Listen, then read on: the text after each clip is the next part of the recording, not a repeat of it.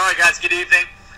Tonight we are going to be moving forward with our unit on World War II, and we are going to be looking at America mobilizing for war. So we're going to look at the steps that America took at home to try to ensure victory for the Allied troops overseas.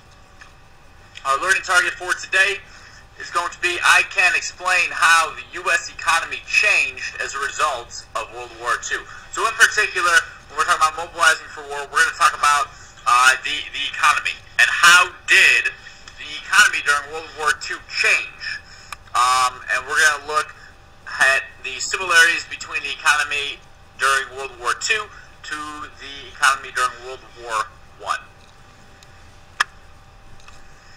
Alright, so I guess the biggest idea here is that in terms of the economy, the government is going to get involved again, okay?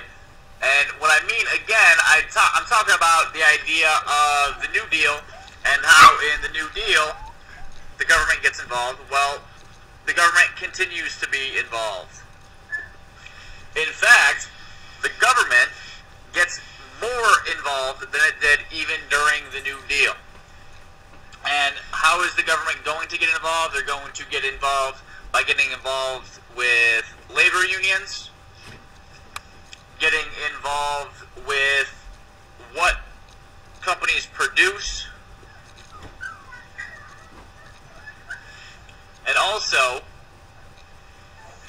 by telling people what they can and cannot buy, and how much they can and cannot buy. So, how did the government control the economy? Well, there are a couple of ways that the government controlled the economy. The first way that the government controlled the economy was by something known as the OPA. And the OPA stands for the Office of Price Administration. The Office of Price Administration. And basically, what the OPA did is that it froze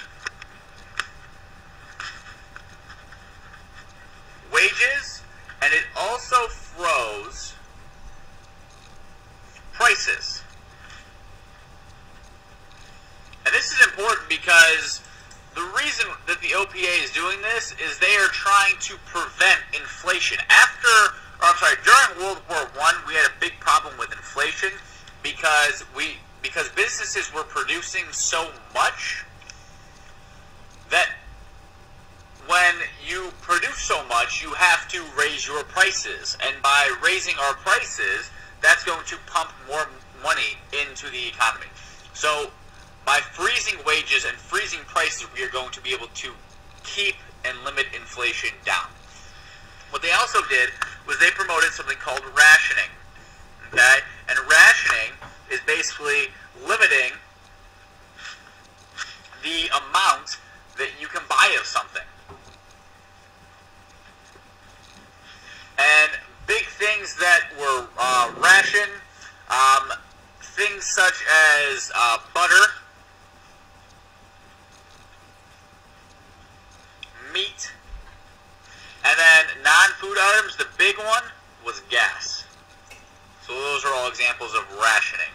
And why are we rationing? Because we have to get those supplies and many more, but those supplies to the troops. Next thing was something called the War Production Board. And the War Production Board, they rationed materials that were a lot more vital towards the war effort. So they also rationed gas. And then in addition, they rationed metal. They also rationed things like rubber and plastics. Their big thing that they did, the War Production Board, was they told companies what to produce. So they were in charge of determining which businesses and which companies would switch their production from, let's say they made cars to now you're going to produce fighter planes or stuff like that. So they were largely in charge of telling companies and industry that they have to change what they produce. And the last one was the National War and Labor Board. And basically, the job of the National War War and Labor Board was to keep peace between businesses and unions.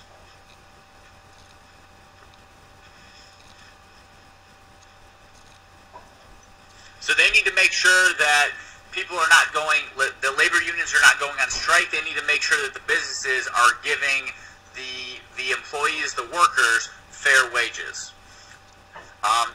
Unions during this time did make a pledge that they would not go on strike because of the National War and Labor Board trying to keep things calm. Now, let's talk a little bit more about rationing. Okay, we talked about it a little bit, but again, there are two big things that are getting rationed here. The first one is food, and that's handled primarily by the Office of Price Administration. And the other one are basically, we'll call them military items, or items that can be used by the military. And those were rationed by the WPB, the War Production Board. Okay?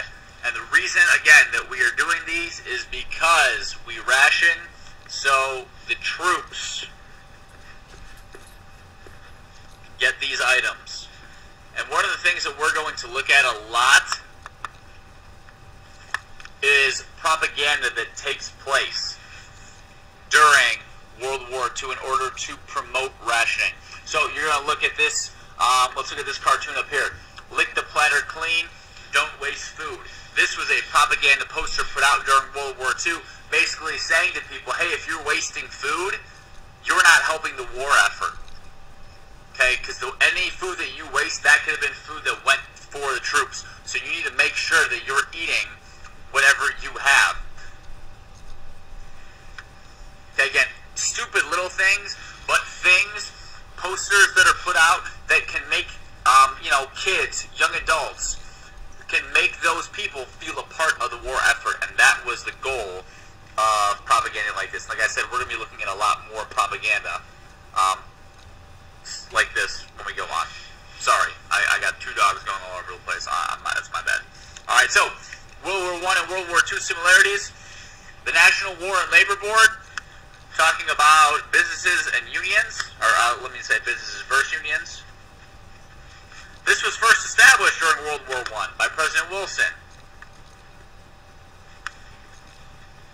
And it was simply brought back by FDR. So the National War and Labor Board had already existed during World War I. It was suspended after the war, brought back during World War II. Victory gardens. Remember, victory gardens were simply gardens kept typically by kids so that we can grow our own food. Because by growing our own food, that means that we do not have to buy.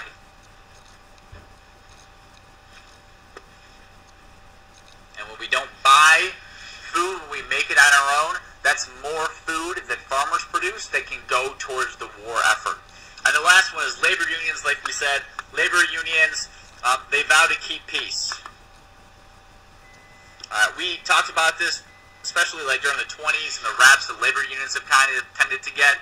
If you can imagine how during the 20s they were told that they were communists because they wanted equality and fairness. Okay, just imagine how labor unions would be treated if they went on strike for better wages and pay during World War II. Imagine what they would be called. Alright, so, quick review.